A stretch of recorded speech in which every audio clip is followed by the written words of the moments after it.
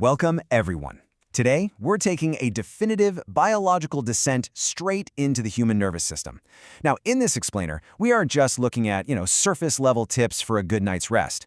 We're going to explore the precise molecular machinery that dictates how our bodies recover, how our brains process stress, and how our cells manage this incredibly delicate balance between vital energy and toxic overload. So let's dive right in. So what actually drives cellular exhaustion?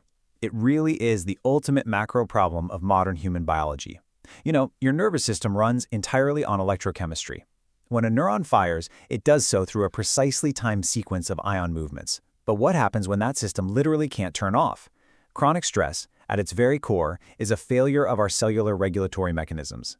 It's exactly what happens when our biological brakes just fail, pushing our cells way past the point of a healthy, appropriate response and straight into a state of toxic exhaustion. And when those brakes completely give out, it shows up clinically. First, as somatic insomnia, which is the literal inability to sleep because of this unyielding physical tension.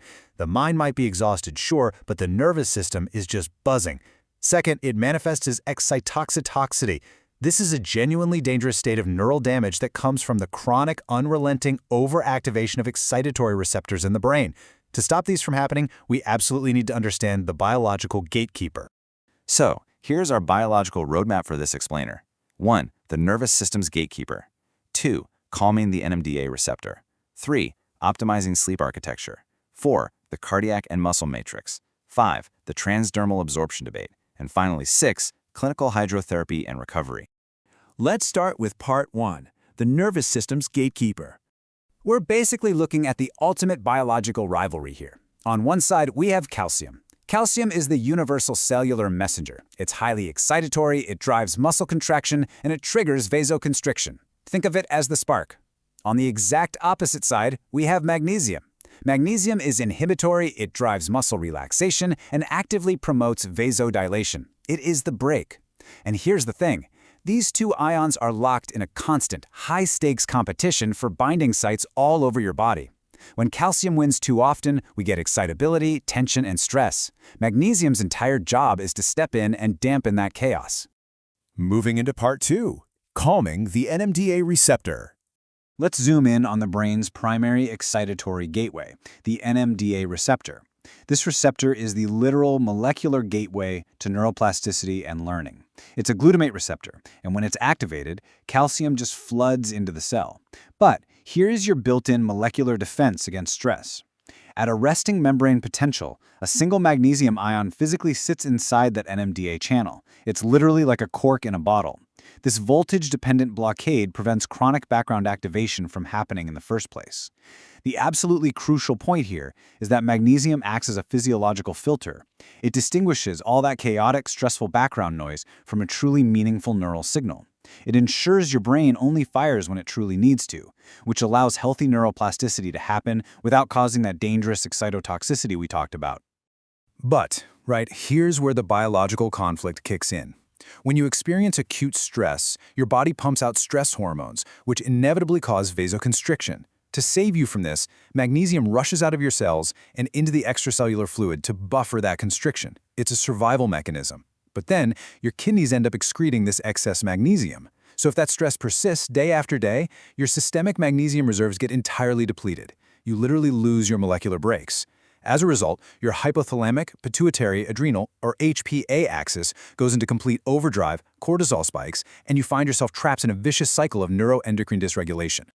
Which brings us to part 3, optimizing sleep architecture.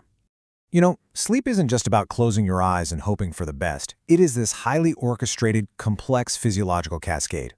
To achieve deep, non-rapid eye movement sleep, 3 specific things have to happen. First, your excitatory tone must drop, which, as we just learned, requires magnesium to block that NMDA receptor. Second, your brain absolutely must activate GABA, which is our primary calming neurotransmitter. And third, you need peripheral vasodilation to physically drop your core body temperature.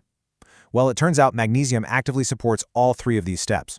And what's really interesting is that when magnesium is bound to the amino acid glycine, creating magnesium glycinate, it's incredibly potent.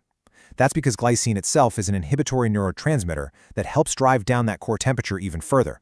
To put this into perspective, clinical data perfectly backs up this exact mechanism. A trial involving adults with elevated stress levels showed that providing just 300 milligrams per day of elemental magnesium for 8 weeks resulted in a massive 42.4% reduction in perceived stress. Literally, by replacing the molecular brakes, the HPA axis calms down, cortisol drops, and that vicious cycle of stress is finally broken. Part 4. The cardiac and muscle matrix. We have to realize this calcium-magnesium tug-of-war dictates every single heartbeat and every muscle fiber contraction in your body. This whole process is called excitation-contraction coupling. In the heart, magnesium physically inhibits the Cav1.2 L-type calcium channels, basically tuning the electrical action potential. Deeper inside the cell, magnesium forces the RR2 receptors closed, and this prevents a dangerous, excessive release of calcium during the heart's resting phase, or diastole. Then, right after a muscle contracts, magnesium directly activates the circuit pump. It actively shoves calcium back into cellular storage so the muscle can finally relax. And even at the neuromuscular junction, it steps in to limit the release of acetylcholine. Without magnesium sitting at every single one of these steps, muscles cramp, they twitch, and the heart's electrical stability is severely compromised. Now for Part 5, the transdermal absorption debate. Okay, so if we need this mineral so badly for literally everything, how do we actually get it into our cells? Well, we have to be honest about a major hurdle here. Oral magnesium supplements are very often natural osmotic laxatives. If you take too much, it pulls water straight into your gut and causes digestive upset long before it ever reaches those depleted tissues. So a lot of the wellness world turned to transdermal absorption, absorbing it through the skin via baths and creams. But there's a biological problem. The hydrated magnesium ion is massive. It's actually 400 times larger than its dehydrated form. So biologically speaking, trying to get it through the skin is kind of like trying to push a beach ball through a keyhole. The stratum corneum, which is that dead, lipophilic outer layer of our skin, is designed specifically to keep water and large ions out. So does bathing in magnesium actually do anything? So how do we get around this? The answer lies in alternative pathways of permeation. While the dense, brick-like structure of the stratum corneum is indeed a really tough barrier, recent research from institutions like Cardiff University suggests that transdermal delivery is completely viable if the ions bypass the stratum corneum entirely. They actually do this by traveling down the microscopic shafts of our hair follicles and straight through our sweat glands, delivering the mineral directly into the dermal microcirculation. And we actually have robust clinical proof that topically applied minerals actively engage with the skin's biology. For example, research evaluating a cream enriched with mineral-heavy dead seawater on children with atopic dermatitis was incredibly clear. The topical mineral application physically improved transepidermal water loss and stratum corneum hydration. It significantly improved the epidermal barrier function. So these minerals aren't just sitting inert on top of the skin, they are biologically interacting with it. When you look at the converging empirical evidence, it really supports this mechanism.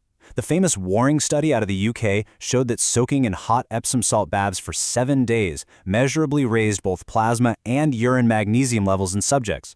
Beyond that, isolated human cadaver skin trials prove that pharmaceutical-grade magnesium chloride creams successfully permeate the human skin barrier over a 24-hour period. And on a chemical level, bioresearch notes that magnesium chloride maintains a specifically high flux rate through the skin, meaning it moves more efficiently across that barrier than other forms. Finally, Part 6, Clinical Hydrotherapy and Recovery. So how do we practically apply this biological masterclass to our daily lives? You really have to choose the right molecular tool for the job. If you're targeting the central nervous system and sleep, oral magnesium glycinate is usually ideal because of that calming amino acid, glycine.